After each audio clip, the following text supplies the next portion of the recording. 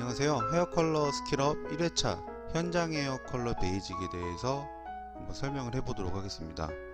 여기 이미지를 보시게 되면은 1번부터 20번까지 헤어컬러 스케일에 대한 이 그림이 이미지가 하나 있는데요.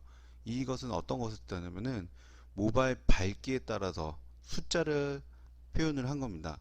자, 그래서 밑에란 보시게 되면 명도란 밝기를 뜻합니다. 베이스란 바탕이란 뜻으로 모발의 탈색 정도에 따라 그 밝기는 바탕색을 뜻하며 염색 결과물에 대한 중요한 역할을 합니다 라고 되어 있습니다.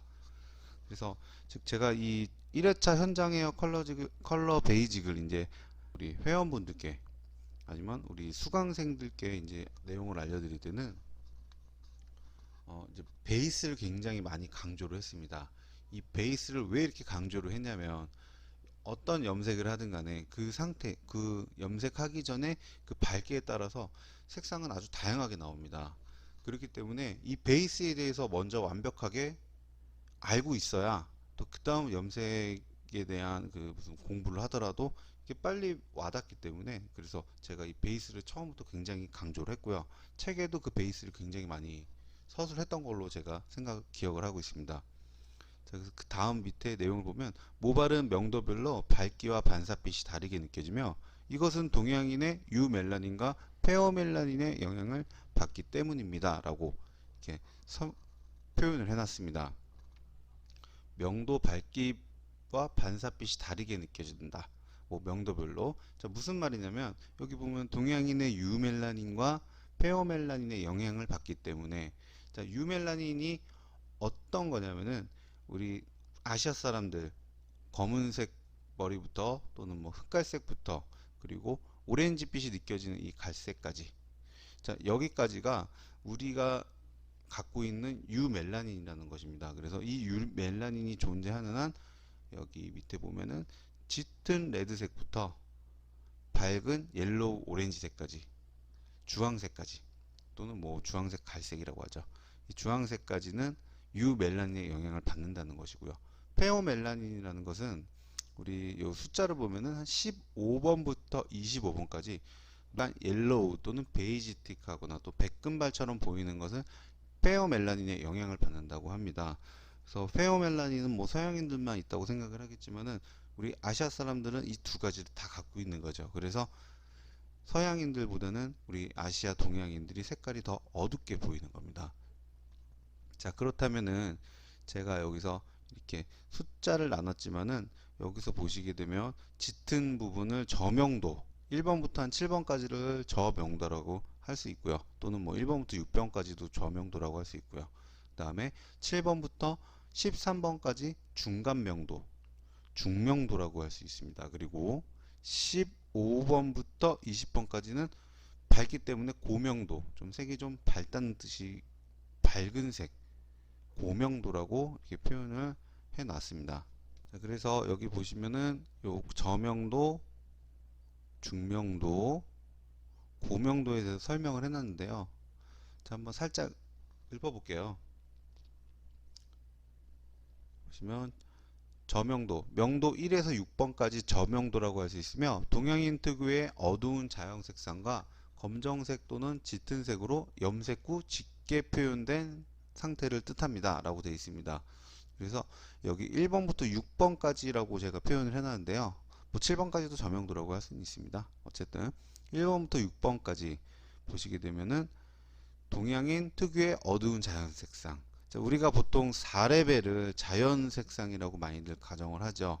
그런데 여기서 짙은 색으로 염색을 한다던가 새치 커버를 하게 되면은 3번 또는 2번 검정색으로 염색을 하면은 1번까지 좀 떨어지죠.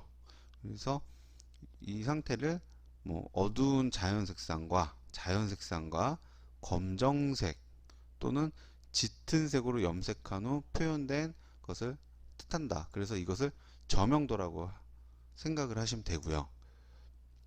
밑으로 내려가서 중명도라고 이제 제가 내용을 서술했는데요.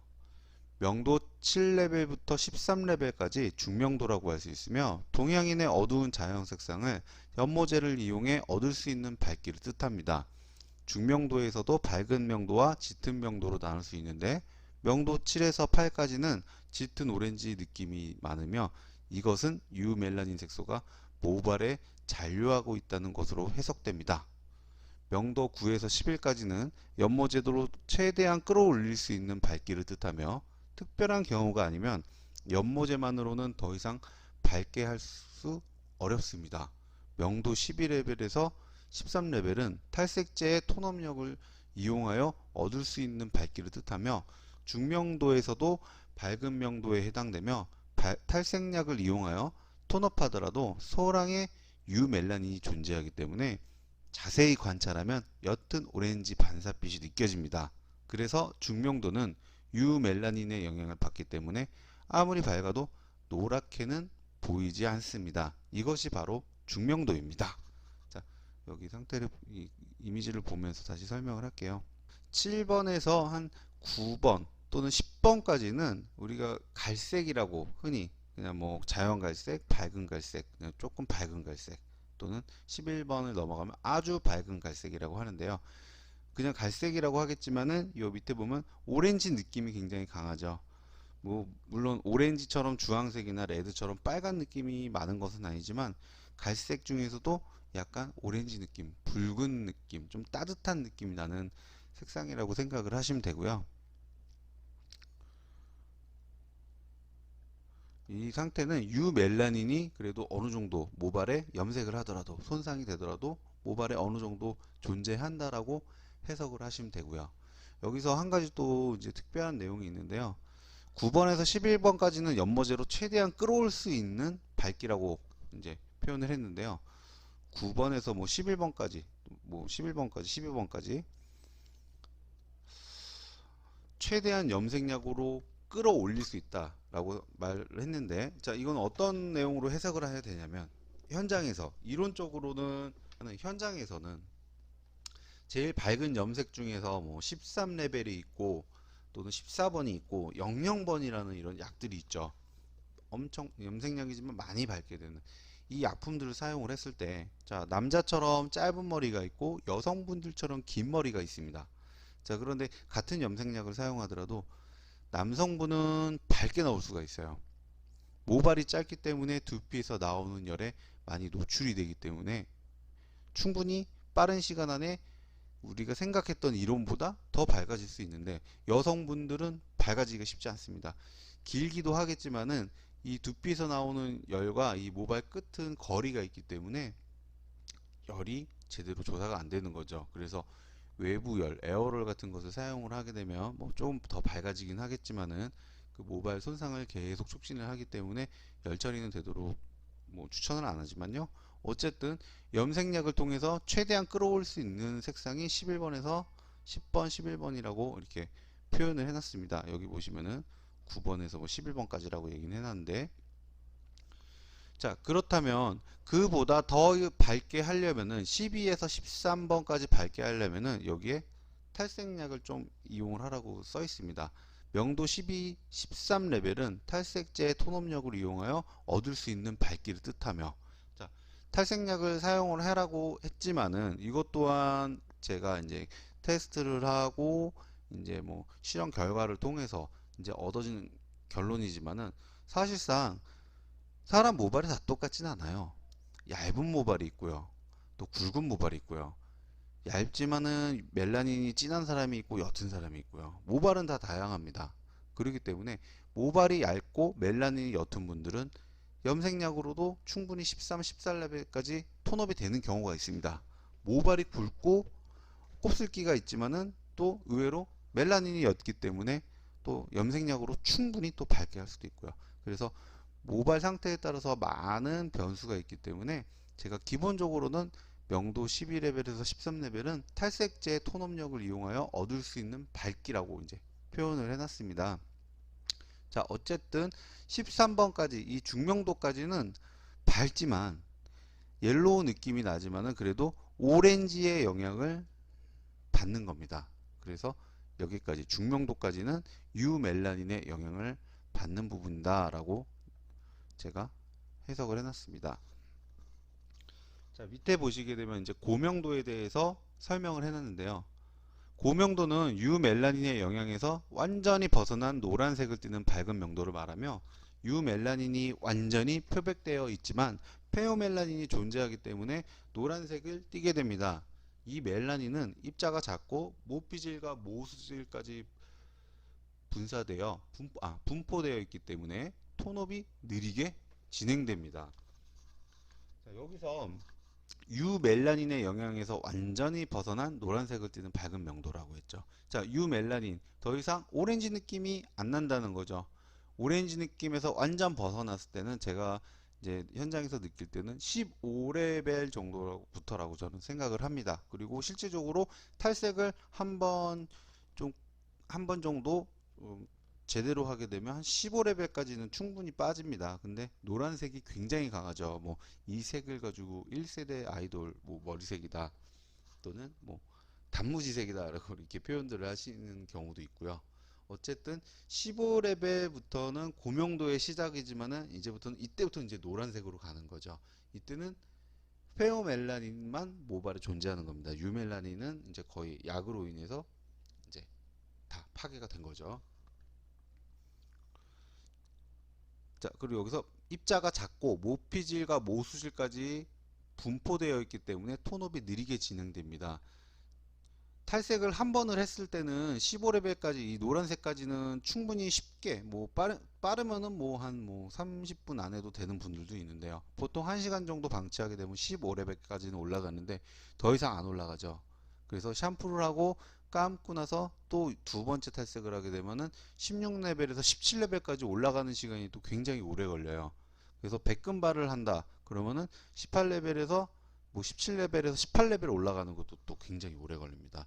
이 이유는 여기에 적혀 있듯이 입자가 작고 모피질과 모수질까지 분포되어 있다. 그래서 톤업이 느리게 된다. 입자가 작다 보니까 탈색약으로 계속 모발을 손상을 시켜야 돼요. 모피질과 모수질 세포까지 어느 정도 손상을 시켜야 백금발이 된다는 거죠. 백금발이 되기 위해서는 말 그대로 모발이 손상이 돼야 돼요. 손상이 되지 않으면은 이 페어멜라닌은 쉽게 표백이 되지가 않습니다. 요즘에는 기술이 좋아져서 뭐 컬러 트리트먼트라든가 보색 작업이라든가 보색 트리트먼트, 보색 샴푸를 사용을 해서 이 노란색을 조금 색을 좀 백금발로 바꿔주는 기술들이 이제 점점 좋아지고 있는데요. 명도 14벨에서 15레벨까지는 탈색 중 총 2회 정도면 충분히 명도를 끌어올릴 수 있지만, 명도 16벌부터는 탈색 작업이 수월하지 않으며 모발이 손상이 가속화됩니다. 아까 말씀드렸죠. 탈색이 수월하지 않고 손상이 가속화된다고요. 모수질까지는 분포되어 있는 소량의 페어멜라닌은 모수질까지 완벽한 파괴, 그러니까 뭐 완전히 손상되는 거죠. 모발이 늘어지고 할 때까지 탈색을 해야 우리가 요즘 말하는 백금발까지 관한다는 거죠. 그래서 이때는 제가 클리닉 모발 손상에 대해서 굉장히 민감했었나 봐요. 그래서 되도록 15레벨 이상은 탈색을 권하지 않는 것이 현실적입니다라고 했지만 요즘은 또 그러지 않죠. 워낙에 제품들이 발달했기 때문에 15레벨 이상 탈색을 하는 것을 많이 권하죠. 이거 어쨌든 이게 2014년에 작성을 했던 내용이기 때문에 이때는 이렇게 적어 놨습니다.